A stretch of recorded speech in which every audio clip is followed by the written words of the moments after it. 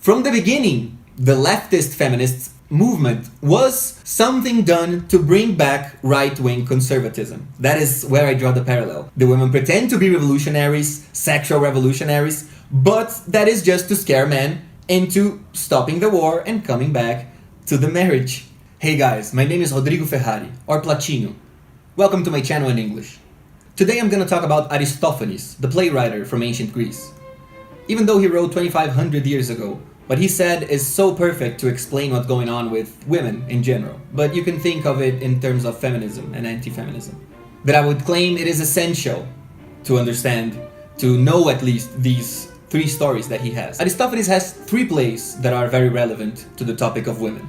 The most famous one is Lysistrata, sex strike, I think you guys call it, where the women, they're not gonna have sex with their husbands until they end the war with Sparta. It's the Athenian women, and they talk with the Spartan women to do the same, so all the wives of both states, they go on strike until the men sign the peace agreement, which happens. The second one is that is not as famous, but still a little bit famous, is the Assembly of Women, I guess. It's a play where women literally take power from men. It's perfect for feminism. They're like, there's a day, a holy day, where men can't go to the assembly to vote. So the women, they just all dress as guys and they go there and they vote to give power to women. And then their decisions is absurd, but they're literally communists. They end private property, they take everyone's money because they say men are corrupt and you know, the state knows better. They also abolish marriage. So you have like women taking power in his play, and the two main things, they're socialists, they abolish private property, and they abolish marriage. I mean, this is like ridiculously relevant. And the third one, the least famous one, I don't even know if there's a translation to its name. I'll put the name in the description if I remember. But it is about like an SJW Inquisition, an Inquisition of social justice warriors. So Aristophanes wrote the play about Euripides, who was another playwright of tragedies. And he was famous for writing, you know, he was like a misogynist, old school misogynist, because he talked trash about marriage. So in his play, in Aristophanes' play, the women were going after Euripides. They wanted to punish him for talking bad about marriage and, you know, giving them problems. They wanted to like punish him in their own court. They wanted to bring him by force to their own quarters This is where the religious festival comes into play. There was an ancient religious festival where women got together and it was forbidden for men to get even close. And they broke taboos, there were strange rituals, you know, it was kind of like a super feminist rave party.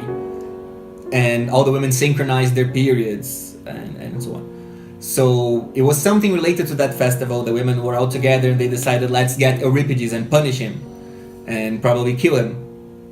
So that's what the play is about. But this is just the summary. Now I want to talk about the sex strike. This is the really important part, I think. So how does the book start? Why do the women want the men to stop the war? They want men back. They want men to come back to the marriage. And they're complaining that they never see their husbands. They miss their husbands. And here is where it gets interesting. They didn't just do a sex strike. What they did, because men weren't gonna believe that they were gonna do a sex strike. You know, men don't take women seriously. That's in the play. So they were gonna play with the worst fears of men. They were gonna pretend to be Amazons, you know, just like, that's where I'm drawing the parallel. Just like the women today, the feminists today acting like men, acting like they hate men, acting like Amazons, you know, savage and so on. But that is just their way of, you know, messing with us. That is their way of making us go crazy and take them seriously when we shouldn't. So Lysistrata, the leader of the rebellion, she makes literally every girl there swear that they won't break character, that they won't stop pretending to be super crazy Amazons. So the man will, you know, believe them and be scared of them. But in fact, what they want is to bring them back. Something else that they do is they dress as sexy as possible. They try to tease men as much as possible, but not give them anything. So here's I think exactly what happened with the feminists today. Because they have all their talk about sexual freedom, but you look at the numbers and people are having less sex today than than ever since they started to measure the thing. And you know, we know how people are sexually frustrated. I don't know the exact numbers, but probably there's like a small percentage of men who are having a lot of sex, and a bigger percentage of women who are having a lot of sex, and the rest is not having any sex at all. So the point is, feminism today to me is kind of a sex strike. It's precisely the sex strike to bring men back. That's what they want. So the point was, from the beginning, the leftist feminist movement was something done to bring back right-wing conservatism. That is where I draw the parallel, because that's what they do in the play. The women pretend to be revolutionaries, sexual revolutionaries, but that is just to scare men into stopping the war and coming back to the marriage. And so it's perfect, because you think, who in their right mind would think that the leftists, everything that they were doing, everybody knew that that can't work.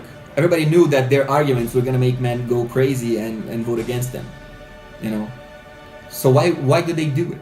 And in my mind, it makes all sense that they are pretending to be sexual revolutionaries because they miss men. Because if you think about it, like before all of this happened, it's more than a decade that men have, you know, we are in our own worlds. We have so many toys now, computers and so on. I mean, nobody wants to spend time with girls. Let's face it, this is our fault. We stopped wanting to spend time with them because they're boring, I guess. I mean, we want sex, we want love, but they aren't good at video games like our friends. And you know, things like that. I'm exaggerating, of course, but I think men have withdrawn from the outer public world into their own tribal lives, away from women, and women want us back. So they started to pretend they were sexual revolutionaries just to draw us out of our caves and start to take them seriously. And then we would bring back conservatism and marriage, which is exactly what the point was, and which is exactly what probably is, at least it seems that is happening. Because, you know, after the sexual revolution of the Americans, Trump won over Hillary. And in Brazil, the women here, they did exactly the same. I mean, after Hillary lost, they did exactly the same and lost also. But not with the small margin that Trump.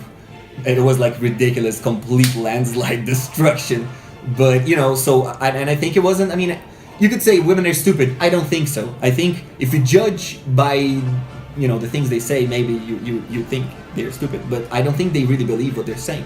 I think their words are kind of separated, especially when they go into this sisterhood uberalis mode. They just say whatever they have to say in the name of producing the effects that have to be produced. One of my premises is that women are way smarter than they know they are, in the sense that, like, their bodies have knowledge to produce effects that they don't know consciously that they have that power.